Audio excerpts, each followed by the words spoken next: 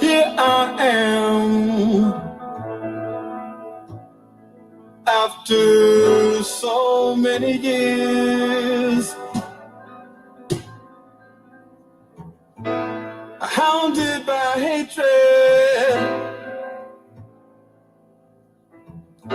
and trapped by fear.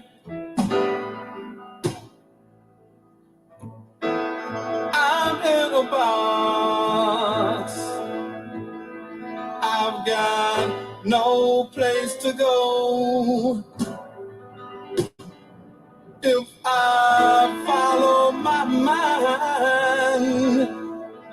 I know I slaughter my own.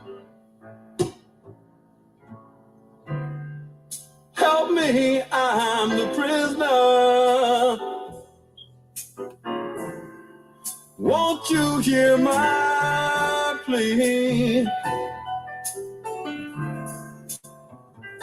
I need somebody, yeah, to listen to me.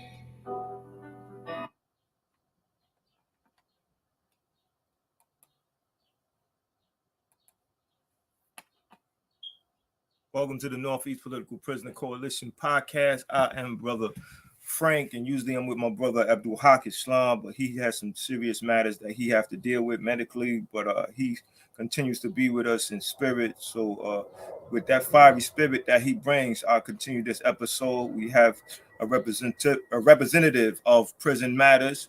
We're going to get this brother on so he can speak. Peace and love, my brother. How you doing? Man, good fam. Peace. How you doing too? I'm doing great. I can't complain. I'm glad that you were able to get on today. You know, I did some research on Prison Lives Matter. So I just want you to inform the viewers about what that movement is about and why it's important for people to get aboard and support it any way possible. So Prison Lives Matter is a campaign to abolish legalized slavery. And what we do is we recognize that the ongoing role of the United States is a form of genocide, that they, just basically took legislation and allowed it to be a position to keep the people enslaved. That's what they have done. So the United States was found guilty for crimes against humanity back in 2021. And so right now what we're doing is educating the people, making them be aware of what that really means about the United States being found guilty of those crimes against humanity. One being mass incarceration. Second one, political prisoners, which are POWs. Third, the public inequities, environmental racism. There's one more. Maybe it's police killings or mass incarceration or something, but basically that's what the Prison Lives Matter is out here to do, is to abolish legalized slavery and show that basically all of the people are really in prison. You know what I'm saying? You got to ask permission to do anything in this country, and that's a form of slavery. It's bondage. So first we accomplished this mission by liberating our elders primarily, and then coming after all the people. But most importantly is our elders, because they're the ones that have the wisdom. They've been through this, being locked up for 50 years. For what? Because we prisoners. Yes, and I'm glad that you said that, because Ruchell Magee has been recently released, and he did 67 years, and he's 83 years old. So that's very unfortunate that he had to spend the majority of his life in prison, and I think that that's why we need to be inspired to come together, express solidarity and unity around abolishing the prison industrial complex system. And I know that, while we take on this fight, it's important that we have political prisoners involved in it. And that's why one of the things we do on this platform is promote writing political prisoners and having them having input into this work. So now we can attack it from different fronts, from those who are incarcerated and those who are outside. And what's your position as far as the role of political prisoners in being involved in these campaigns? Well, they are the elders. Most of the political prisoners that from, historically been locked up over 10, 15 years, they got a lot more experience of this fight. So the role is they should be our counsel. They should be the when we talk about liberating our elders, there's some elders that are liberated. And when it comes to these political prisoners, our generation should be looking to them for guidance and then taking what we've learned and coming together to set the captives free. So it's a necessary to be able to learn from them, grasp from them. Like Brother Jalil, locked up 49 years. He's the one that led that tribunal to find the United States guilty of those crimes against humanity. Where at some point he was a political prisoner, and he came out boots on the ground, picking up where he left off at. Well, honestly, Jalil never stopped. That's the truth. Yes. He never stopped. And so I think, at least from where I stand at, is my generation sometimes has not looked to the elders for that, the guidance and the wisdom. And we starting our own thing, and I don't believe that's what it is. We picking up from where the Panthers left off at in the Rainbow Coalition, and the brothers that's in COINTELPRO, like they still locked up or they still out here living. So it just makes sense as our generation to sit at their feet and learn from them. Yeah, that's an excellent point, and I'm in total solidarity with that. I do some work in Queensbridge, the biggest public housing in the United States. And one of the things that I was able to get accomplished was actually have us do a workshop on writing Veronza Bowers, because we was dealing with a community support grieving, and how the communities come together to deal with various grievings that individual will be going through. And Veronza was able to have his input, and that built a relationship, and that let him know that he's valued. And just as you said, they're counsels, so he's providing counsel on that end. And another time I was in Jamaica Houses, and I spoke in front of the tenants at one of their monthly meetings and told them about Kamal Siddiqui and how he was part of Black Panthers that was on New York Boulevard at that time. So I think that people need to be reminded of their history, and that nobody gets anywhere without the sacrifices of others.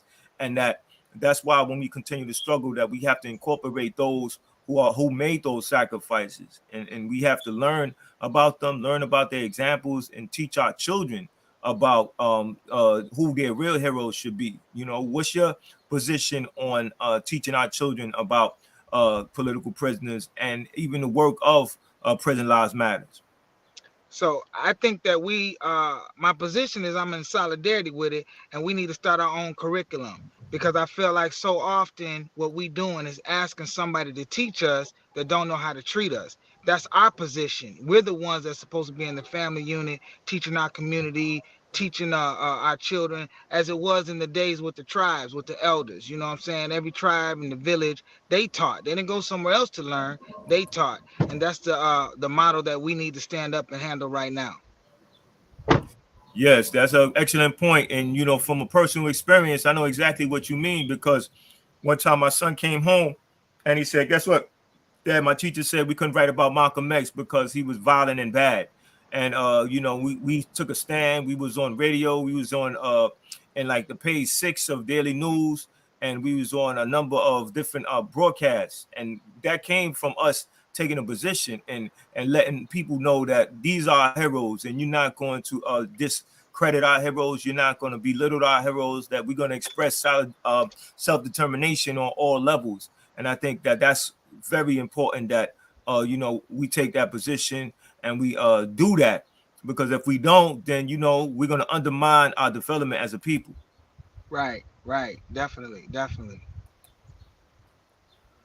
So it's like, if we don't do what we're supposed to do, then we're gonna be moving behind. And I think that that's why it's very important that we use our platforms like this platform to talk about political prisoners and talk about prison lives matters.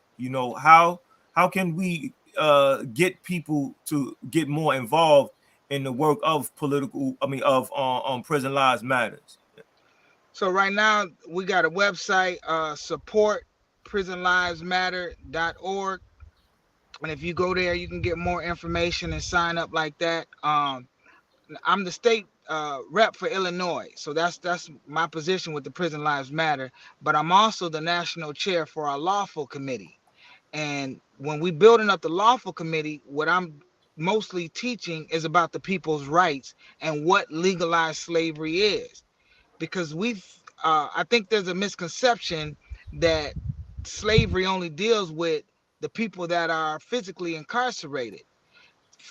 Prison is a mindset also. So somebody could be mentally in prison, as a man think it, as the Honorable Marcus Garvey used to talk about man, know thyself. If we could just know who we are.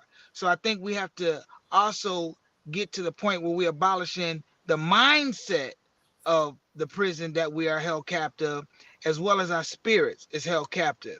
So when we look at the lawful committee from where I'm standing at with the national position of that, I'm saying here's how we liberate our elders, but let's liberate our minds first so we have a freedom way thinking, because sometimes we look to the system to be the solution, and that's not what it is. The system is the problem. They have great ideas in some areas, but it's not in a mass, movement where our people are not being enslaved. So I'm not going to ask, again, as I said previously, the one that don't know how to treat me to teach me.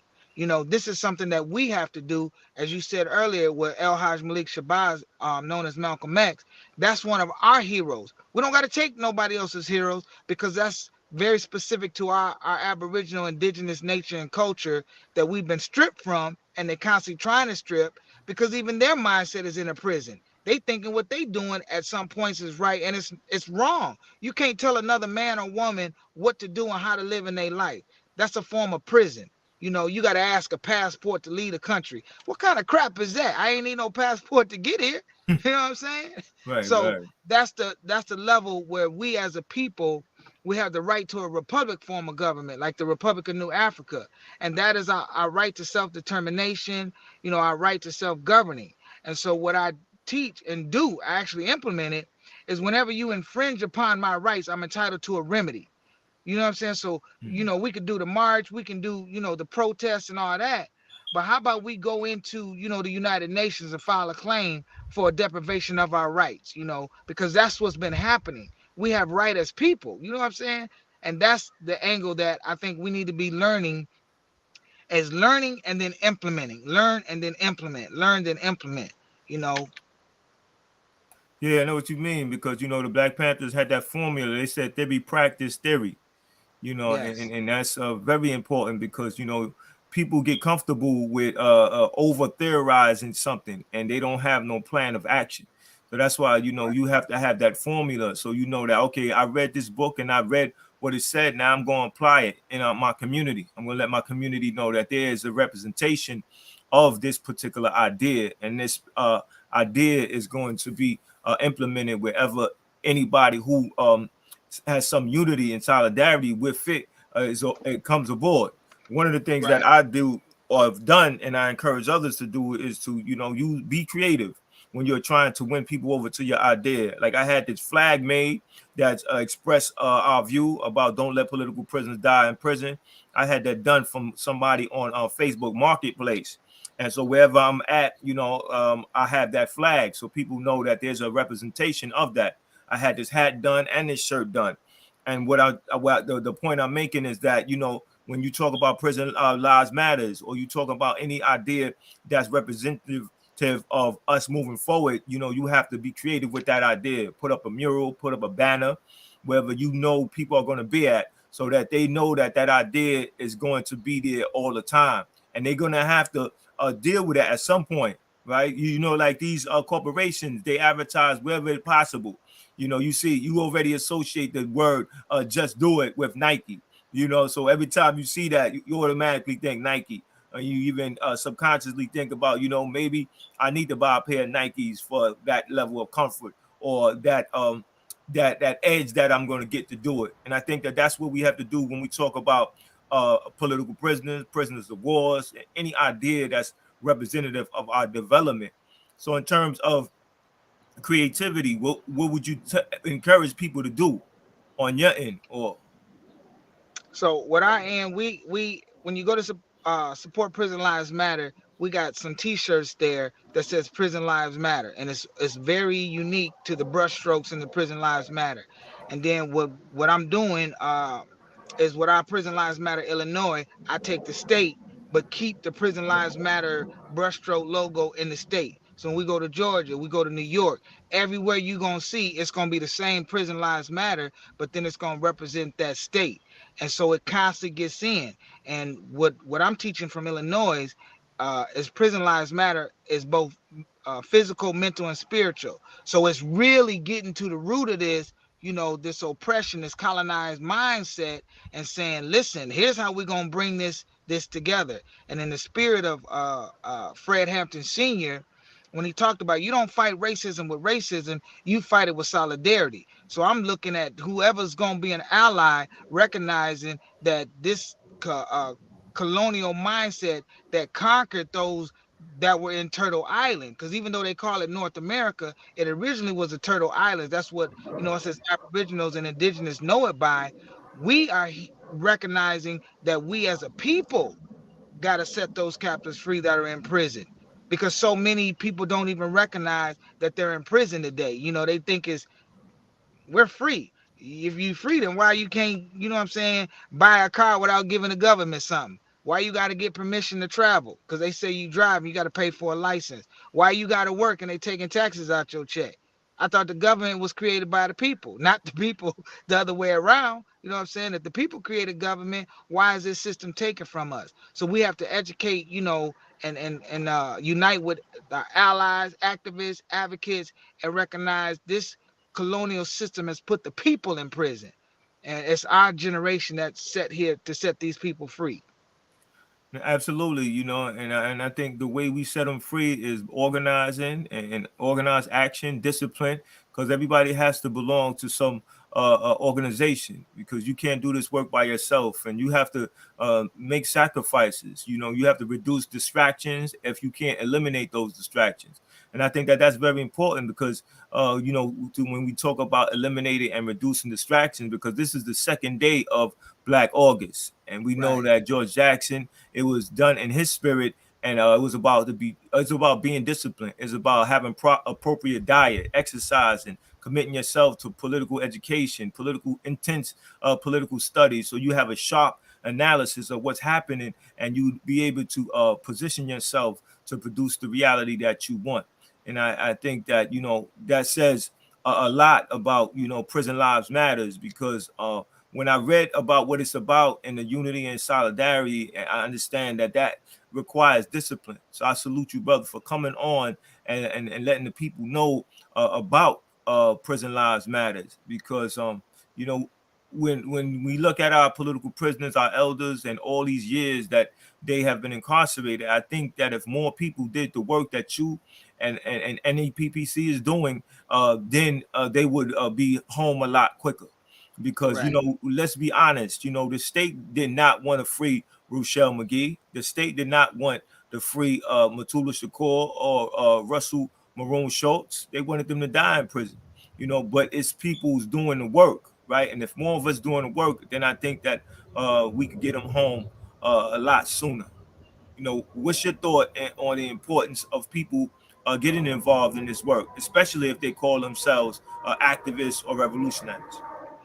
So I think it's very important. And what we're doing, we're going to have a Prison Lives Matter University that goes along with the Lawful Committee to teach those advocate activists and organizers what this work really is. Because when the people are in prison, they really kidnapped. This ain't, you done kidnap these people. They're prisoners of war. So what we have to do is teach people how to engage in this war and how to win, you know, because a lot of times we step out trying to do something and we just following something based on what we see naturally, and there's not a spiritual part in that movement. And so in the spirit of Mandela and working with the Jericho movement and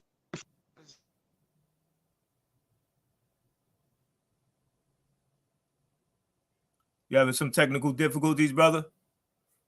Well, while the brother comes back on, I just want to inform those who are viewing about what's coming up. August 4th to August 6th, it's going to be online. Prison Lives Matter, Liberate Our Elders webinar and panel discussion. And I think that's very important that people know about it. Please share with as many people as possible. Let people know about what's happening. Let's get involved. Brother, you still there? Oh, you on mute. can you hear me, brother? Yeah, I hear you now, brother. Yeah, I was just tried- informing the viewers about what's coming up. You want to speak I on was this? trying to get the do not disturb, man, and I couldn't figure out how to do it because you know when a call come in to block me, man, I'm at work. But I'm the one that's cheering it up for the Chicago for this the webinar and panel. So that's what I'm in Illinois, so I'm the one that's putting it together for Chicago. And what that panel is really discussing is about the crimes against humanity that happened in 2021 with Brother Jalil, and then it's talking about the People's Senate. So what Brother Jalil has put out a blueprint with the spirit of Mandela, where we in our own communities have our own form of government, along with the Republic of New Africa. And so it's given that whole situation, what happened with the what happened with that tribunal and what we can do in our communities, and also highlighting what people are already doing in our communities. For instance, when we talk about the environmental racism and the health inequities, we in our own communities got gardening and growing our own vegetables. How do we expand that across the state? You know, that's what it is. Once you get that blueprint, you take that blueprint and you share it with other entities and organizations without trying to say, well, pay me for this. No, if you got it, let's expand that model and let everybody become self-sustaining and independent.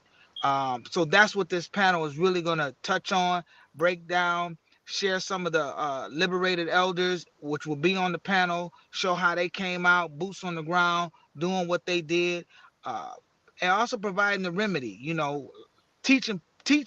Like there's a lot of trauma that has happened to our people.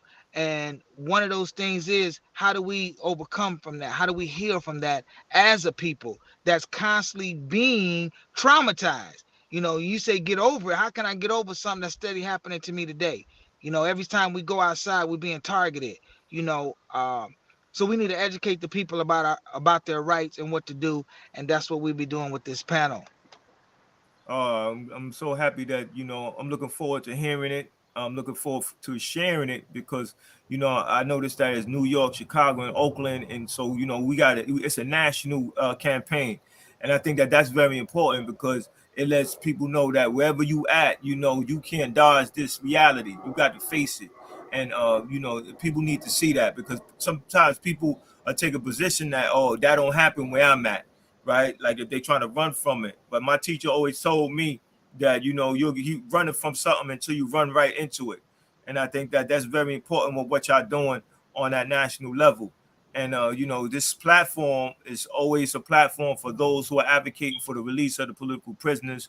So whenever you have anything happening, my brother, you're more than welcome to come on and let people know, and so we could all stay informed because we need to have that united front. And one of the things that I'll be involved in is Vegan Fest in Queensbridge. And I have a table about political prisoners. And I just mentioned that because it's important that, we do things in the community and let the community know in the spirit of sacrifice and the spirit of our political prisoners that we're out there. Man, salute, comrade. What I'll do is I get your information, after this, and then I'll send you, a newsletter, something, that you can have some material, just to put it out, and we steady sowing that seed, man. That's very much appreciated too. Gratitude from the Most High on that. Real talk. Absolutely, my brother. So what I mean, I touched on everything about that I could think of touching on, and this is the first of many encounters between me and you and NEPPC and Prison Lives Matters. So, keep us informed, keep doing your work, encourage the youth to be involved. And but I'm speaking to the choir, as they say, a preacher to the choir, I mean, from what you said Right. and how detailed you are, you already know what you have to do, like I know what we have to do. All Right, right, right. brother. Any last remarks, brother?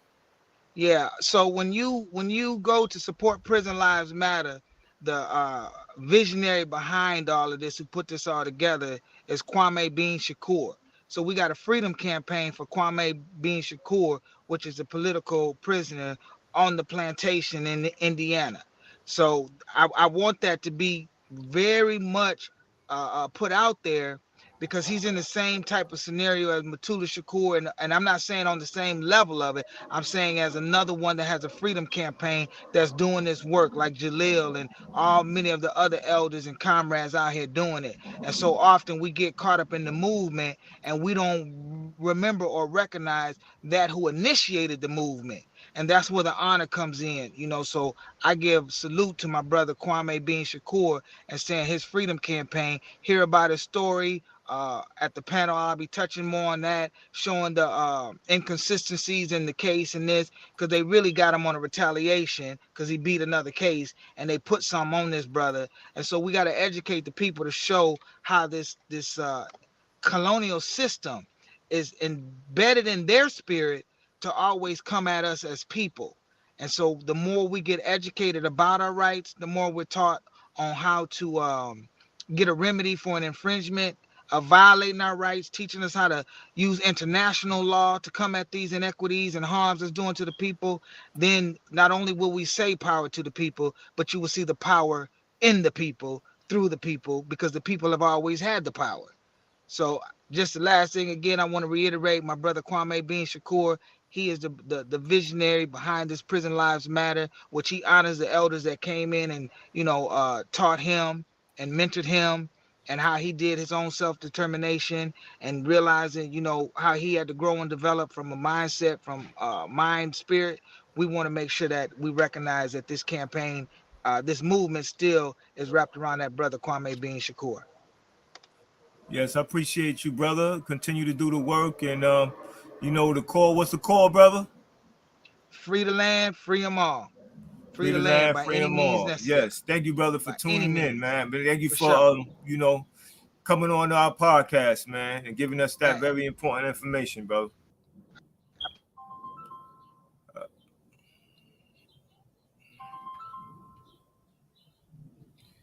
Yeah, so there you have it. We got informed by the brother, man, brother, about what's coming up. So just want to give you some information. That information again that's happening. So you can share it with as many people as possible.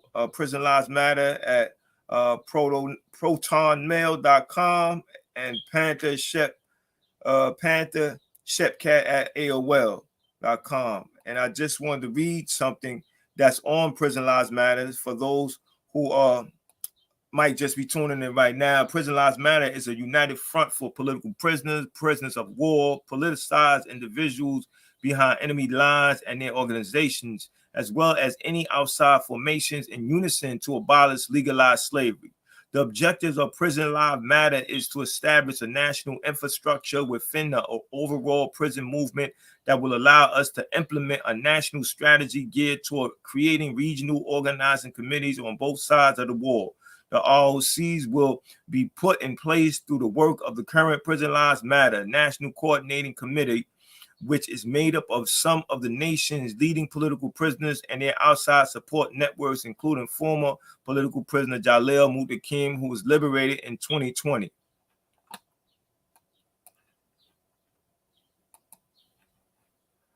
It is the job of NECC members behind enemy lines to set forth political education classes and cadre development programs that will help transform their environment in captivity. These environments should serve as revolutionary universities, liberation schools, and cadre training centers so that upon re-entry into society, we will have capable cadre leaders ready to step into the movement and continue the work needed to build and rebuild our infrastructure.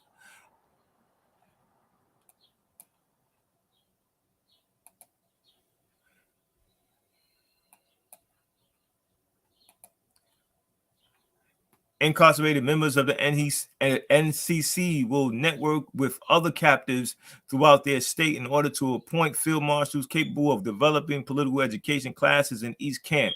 This broadening of the PLM platform is what will essentially lay the foundation for the regional organizing committees. Outside members of the NCC will utilize the national network of support groups, families of incarcerated individuals, and other formations within the PLM movement to establish the ROCs.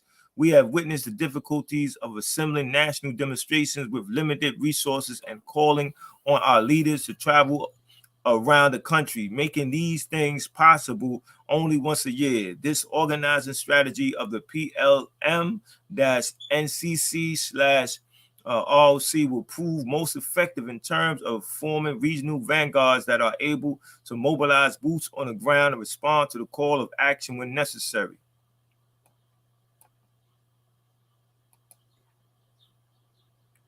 Rather than organizing and mobilizing, the most important work of PLM, both inside and out, is to educate. The political education of those held captive, as well as comrades and the masses, is the tool needed to build resistance and sustain a movement for liberation. Prison Lives Matter is not about reform of the existing system through this united front, which operates on an anti-racist, capitalist, imperialist line. We will strive to expose the prison industrial slave complexes, hidden political and economic position of hierarchy within the United States empire, therefore raising consciousness to the contradictions that exist on class, race, and national oppression, leading to the rise of mass incarceration, legalized slavery, and the building of more state and privatized prisons. The higher calling for the in the spirit of Nelson Mandela campaign is one calling for an international investigation into the human rights violation of prisoners that exist within the United States. However, in order to garner the recognition and support of the international community, we must establish this infrastructure and national strategy on these shores. We are our own liberators. Kwame Bean Shakur. All right, there you have it. Please share this episode with 10 people. Let's come together. Let's get united. Let's organize to make sure that we stay consistent with fighting for what's in our interests. So once again, you know how we do. You know what we stand for when you come on this platform. You know, what's the call? Free them all. What's the call? What's the call? Free them all. What's the call? Free them all. Peace and love, family.